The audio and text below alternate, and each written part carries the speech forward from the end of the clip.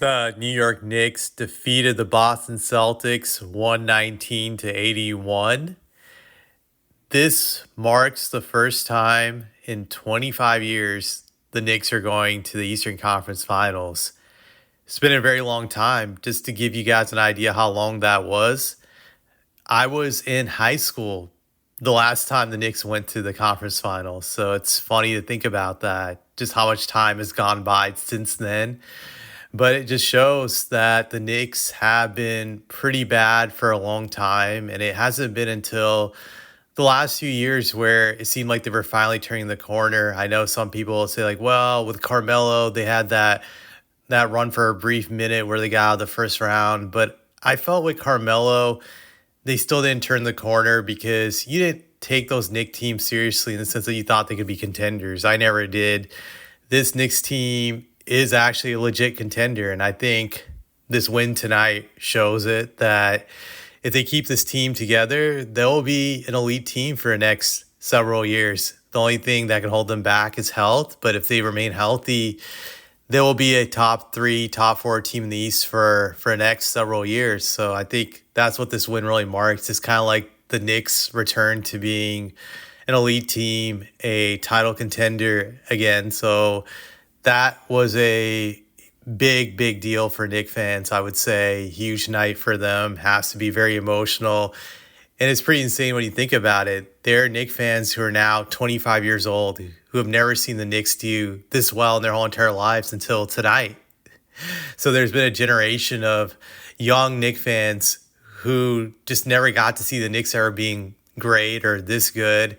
Even people who are slightly above the age of 25 wouldn't really remember the last of the Knicks got to the conference finals. Like, say if you're 27, you would have been only like a few years old when the Knicks got there, so you would have no memory of it. So it's kind of amazing. A generation of fans witnessed a large streak of futility up until the last few years when the Knicks organization actually turned it around. But when it comes to this game, there wasn't too many notable things, I would say. After the first quarter, the Knicks just stomped out the Celtics and pretty much ended the game by halftime. You knew this game was over. They were up. I think it was 64 to 37. So you knew that the Celtics were never going to come back in this game.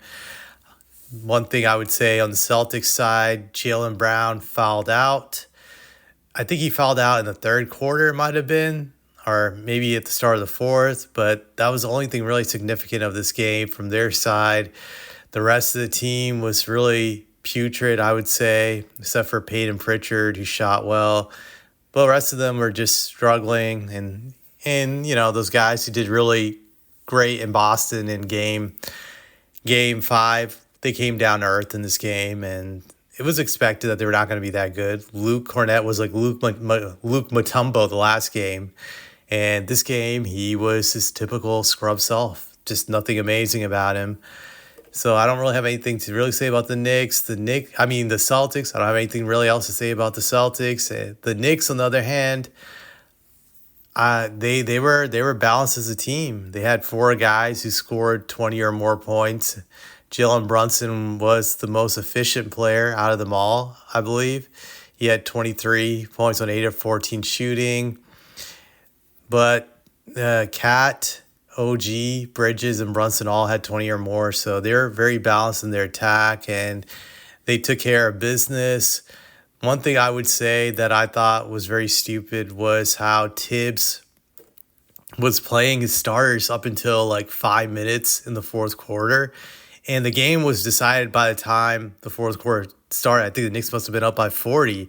I'm thinking in my mind, like, what the fuck are you thinking, Tibbs? Are you trying to recreate the Derrick Rose situation all over again with one of your star players? That's the one thing about Tibbs I feel that's always going to be a knock against him is this guy is crazy. He wants to play his guys heavy minutes even when the game is under control. That's what got Derrick Rose injured many years ago, and he risked that again in this game for no reason. To me, that was the stupidest thing ever. I didn't get that. I'm like, you should just bench your guys when you're up by that much. There's just no way in hell they were going to come back from like 40 points with like 9 or 10 minutes remaining. It just wasn't going to happen. So That was very dumb. But back to this game, the Knicks set some records, I felt. Well, not that I felt, they actually did set some records. The first record they set was this was the greatest margin of victory for the Knicks in a playoff game ever in their franchise history. So I didn't know that they had never won a game by this type of margin of victory ever in Knicks history during the playoffs. So they set that record. The other record they set was the biggest margin of victory in an elimination game for a defending champion. So they broke the record that was originally set by the Mavericks when they defeated the Lakers in 2011 by 36 points. They broke that record by 2 points, by 38 points. So the Knicks now have the biggest margin of victory against the defending champion in an elimination game. So they have that record. And now they advance to the conference finals to play the Pacers. I think this series will be entertaining. It'll go 6 or 7 games. I would say the Knicks are the favorites to win this series. So this will be fun. Very excited about it, and we'll see what happens.